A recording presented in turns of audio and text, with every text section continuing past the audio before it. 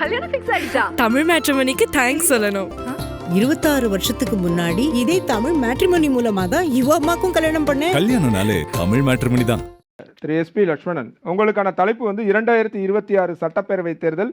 இப்போ நம்ம திமுகவை கேட்டால் அதே மாதிரி அதிமுகவுக்கு ஏன் முக்கியம்? தமிழ்நாட்டினுடைய எதிர்கால வளர்ச்சிக்கு, எதிர்கால பாதுகாப்புக்கு ஒரு சில 10 ஆண்டுகளுக்காவது அதிமுகவும் திமுகவும் நல்லா இருக்கணும்னு நினைக்கிற ஒரு சில பத்திரிகையாளர்ல நானும் ஒருத்தன்.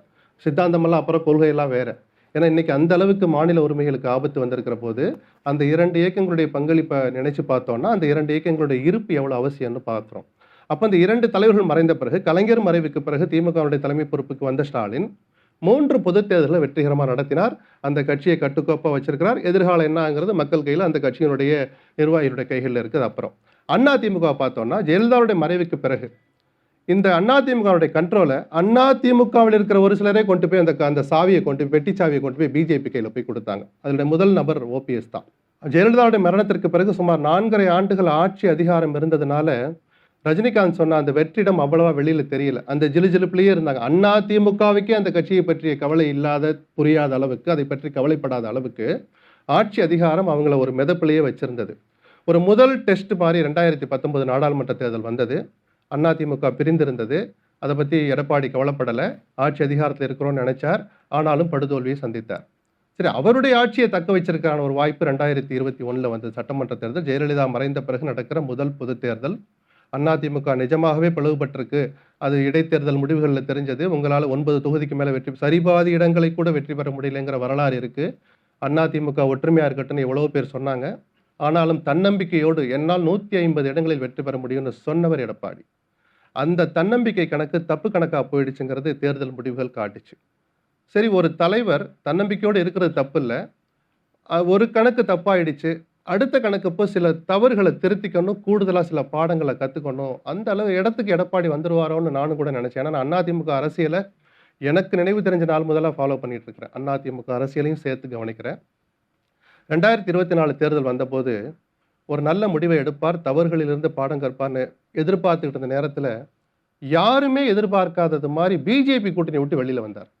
அதற்கு பிள்ளையார் சொல்லி போட்டவர், சில்மிசம் செய்தவர் அண்ணாமலை தான். தேவையில் தோழமை தொடர்கிறது என்று சொல்லியும் கூட ஜெயலலிதாவை, அண்ணாவை சீண்டினார். உணர்ச்சியுள்ள எந்த அதிமுக தொண்டனும் இதை ஏற்றுக்க மாட்டான். ஆனாலும் அதை வேறு விதமாக கையாண்டிருக்கலாம். அவர் அந்த கூட்டணி விட்டு வெளியில் வந்தார். நான் தொடர்ந்து சொல்லுவேன், பிஜேபியுடனான கூட்டணி என்பது சட்டமன்ற தேர்தல் என்றால் சாபம், நாடாளுமன்ற தேர்தல் என்றால் அது வரம். ஏன்னா மோடியை நமக்கு பிடிக்குதோ பிடிக்கல, மிக பலமான பிரதமர் வேட்பாளர், எக்ஸிஸ்டிங் பிரைம் மினிஸ்டர், திருப்பி அவர் தான் வருவார்னு நாடு முழுக்க ஒரு பேச்சு இருக்கிற போது அந்த அணியை விட்டு வெளியே போகலாமா அப்படிங்கிற போது தடால்னு தீர்மானம் போட்டே வெளியில் வந்தார். சரி, வந்தவர் சும்மா இல்லை, இன்னும் தன்னம்பிக்கையோட நான் ஒரு மெகா அணி அமைப்பேன்னு சொன்னார். அமைக்க முடியல அவரால், படுதோல்வி கிடைச்சது. ஸோ 2 தன்னம்பிக்கை கணக்குகள் தப்பு கணக்காக போன பிறகு 26 தேர்தலில் உங்களை தான் 2வது முறையாக முதலமைச்சராக்க போறோம்னு நம்ம நினைச்சிருக்கோன்னு அதிமுகவுடைய அரசியல் வரலாற்றில் நாடாளுமன்ற தேர்தலில் 40க்கு 40 தோற்றவர் தான் ஜெயலலிதா. அந்த கசப்பான மருந்தை அவரும் அனுபவிச்சிருக்கிறார். அவர் காலத்தில் கூட பெறாத அளவுக்கு 7 இடங்களில் டெபாசிட் போற அளவுக்கான ஒரு படுதோல்வி அதிமுக சந்திச்சதே கிடையாது. கட்சி கரைஞ்சிக்கிட்டு இருக்கு. நம்ம மதுரையில் 3ஆம் இடம் போற கட்சியா, திருநெல்வேலியில் கொஞ்சம் விட்டுருந்தா சீமானோட கீழே போயிருப்பாங்க. 2000 ஓட்டு கம்மியாக வாங்கியிருந்தா 4ஆம் இடம் போயிருக்கும் திருநெல்வேலியில். திருநெல்வேலி அதிமுக கோட்டைன்னு சொல்லப்படுகிற இடம். நெல்லை எனக்கு தொல்லைன்னு கலைஞரே சொல்கிற அளவுக்கு கொஞ்சம் விலகி இருக்கிற இடம் அது. அங்கே 4ஆம் இடத்துக்கிட்ட போயிட்டாங்க. இவ்வளவு தூரம் கட்சி பலவீனம் ஆகிட்டு இருக்கன்னு நம்மெல்லாம் ஒன்றா இருப்போம். உங்களை முதலமைச்சர் ஆக்கணும்னா கட்சி ஒன்றா இருக்கணும்னு ஒரு 6 முன்னாள் அமைச்சர்கள் போய் எடப்பாடியை பார்த்து சொன்னாங்க. அப்போ சத்தம் போட்டு அனுப்பிச்சிட்டார். அந்த சந்திப்பே நடக்கலைன்னு பொது வெளியில் போய் சொன்னார். அந்த சந்திப்பு நடந்ததுன்னு உடைச்சது நான் தான், ஒரு ட்விட்டர் மூலமாக. நான் ட்விட்டரில் அவ்வளோ இயங்க மாட்டேன், எனக்கு அது பெருமைக்காக சொல்லலை. அதிமுகவுக்கு ஒரு நல்லது நடக்க போகுதுங்கிற அந்த ஆசையில் தான் நான் அதை பதிவிட்டேன். அந்த ட்விட்டர் செய்தியிலே கடைசி செய்தி, நல்லது நடக்கும்னு அதிமுக தொண்டர்கள் காத்திருக்காங்கன்னு சொல்லியிருந்தேன். எதை வச்சு சொன்னேன்? அதிமுக ஆட்சிக்கு வரணும்னா இல்லை, தமிழ்நாட்டுடைய நலனை மனசில் வச்சு அதிமுகவும் நல்லா இருக்கணுங்கிற அந்த அர்த்தத்தில் நான் சொன்னேன். எடப்பாடி ஏற்க மறுத்தார். ஆனால் இப்போது ஒரு மனமாற்றம் வந்து ஓரணியில் ஒரு மேடையிலாவது தினகரனும் இருக்கட்டுங்கிற அளவுக்கு அவரும் கொஞ்சம் இறங்கி வந்திருக்கிறார். காலம் இங்கே தான் கொண்டு வந்து தள்ளும். ஒன்றுபட்ட அதிமுக நடக்கிற போது எடப்பாடி கொஞ்சம் இறங்கி வந்திருக்கிறார். அன்புக்கு கட்டுப்பட்டோ அழுத்தங்களுக்கு அடிபணிந்தோ 10 மாதங்களுக்கு முன்பாகவே பிஜேபி அதிமுக கூட்டணி உருவானது.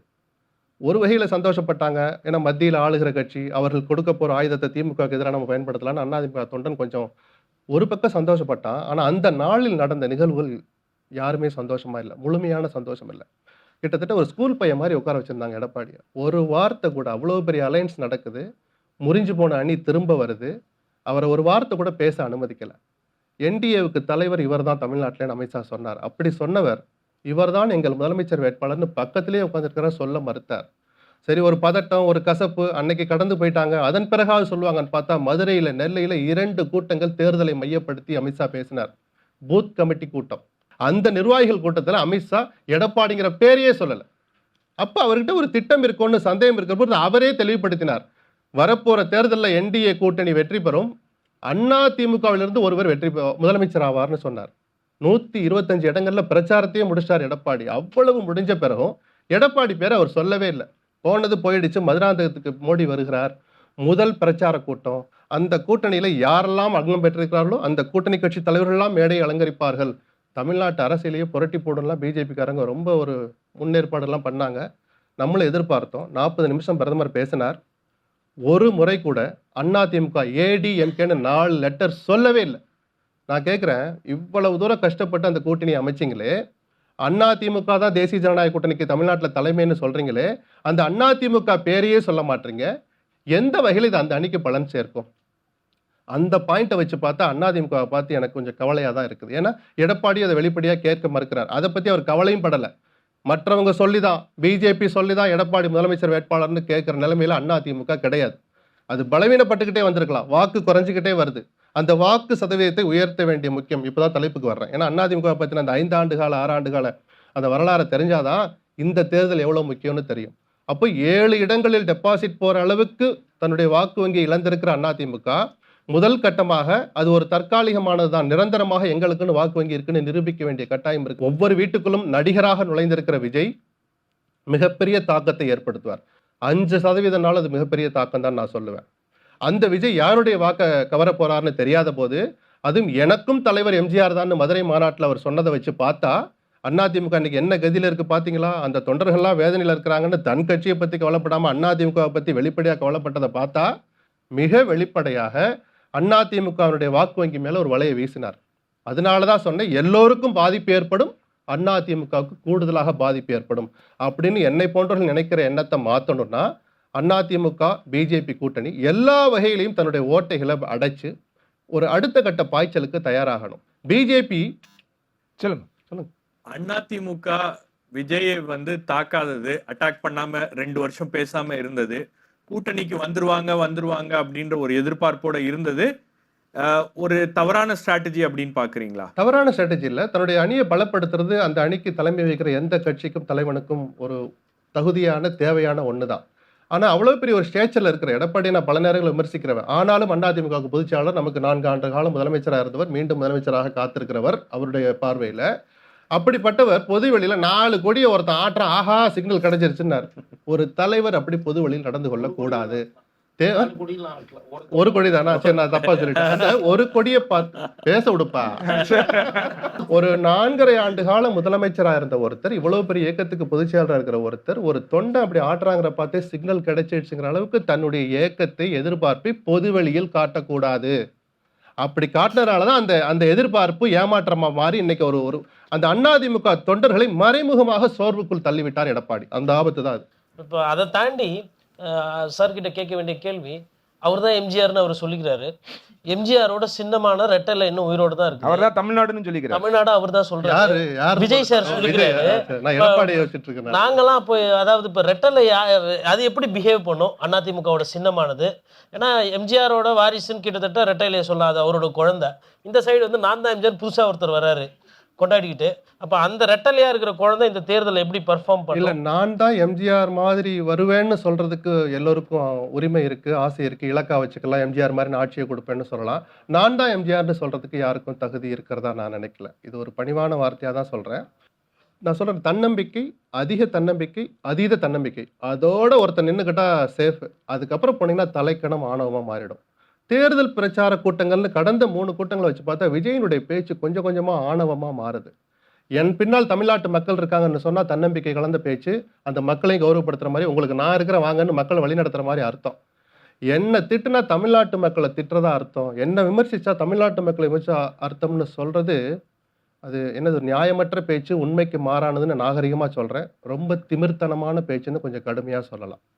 ஒரு இணைப்பு கேள்வி. புதுசா ஒரு கட்சி ஒன்று தொடங்கியிருக்காங்க. கட்சி பேர் இன்னும் அறிவிக்கல, கட்சி கொடிய அனௌன்ஸ் பண்ணிட்டாங்க. இது அதிமுகவோட இதுல எந்த மாதிரியான தாக்கத்தை ஏற்படுத்தும்? இன்னொன்று, இந்த தேர்தல் ஏன் அதிமுகவுக்கு முக்கியம் அப்படின்னு அந்த கேள்வியை கட்டமைச்சதோட பின்னணியே வந்து இது வாழ்வா சாவா தேர்தலா அவங்களுக்கு இருக்குமா அப்படின்றதோட நோக்கம் தான். வாழ்வா சாவான்னு இயக்கத்துக்காக சொல்ல மாட்டேன். தன்னுடைய இருப்பை தக்க வைப்பதற்கான கடைசி தேர்தல் எடப்பாடிக்குன்னு சொல்லுவேன். ஏன்னா 10 தோல்விலாம் சொல்றாங்க, அதெல்லாம் இருக்கட்டும். தொடர் தோல்விகள் ஒரு தலைவருக்கு அழகல்ல. வெற்றி தோல்வி அரசியல்ல சகஜம்.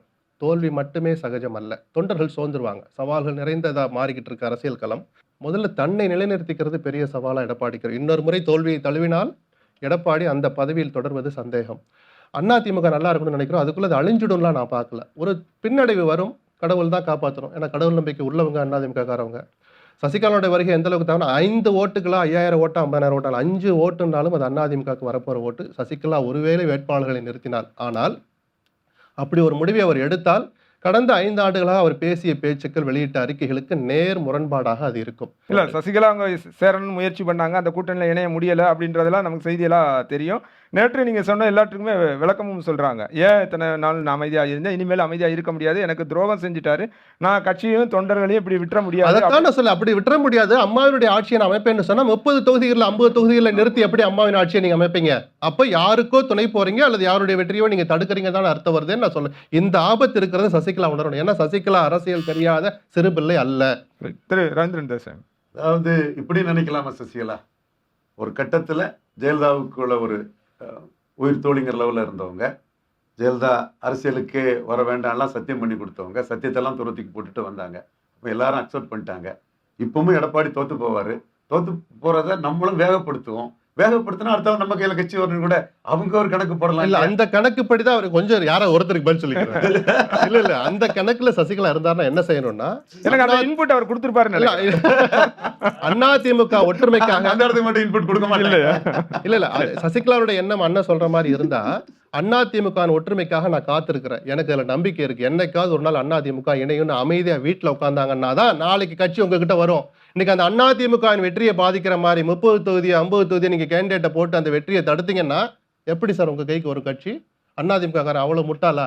நிஜமாகவே நீங்க ஜெயலலிதா சொன்ன மாதிரி எனக்கு பிறகும் 100 ஆண்டுகள் இந்த இயக்கம் இருக்கும், தமிழ்நாட்டு மக்களுக்கு சேவை செய்யுங்கிறத நீங்க பக்கத்துல இருந்து கேட்டது நிஜமானால், நீங்கள் ஜெயலலிதாவை மதிப்பது நிஜமானால், குறைஞ்சபட்ச மரியாதையாவது இன்னைக்கும் அவங்க மேல வச்சிருக்கீங்கிறது நிஜமானால், அதிமுக ஒற்றுமையை பத்தி ஒரு இரவாவது சம்பந்தப்பட்ட அத்தனை பேர் உட்கார்ந்து யோசிக்கணும். அப்புறம் இறுதி முடிவை எடுங்க.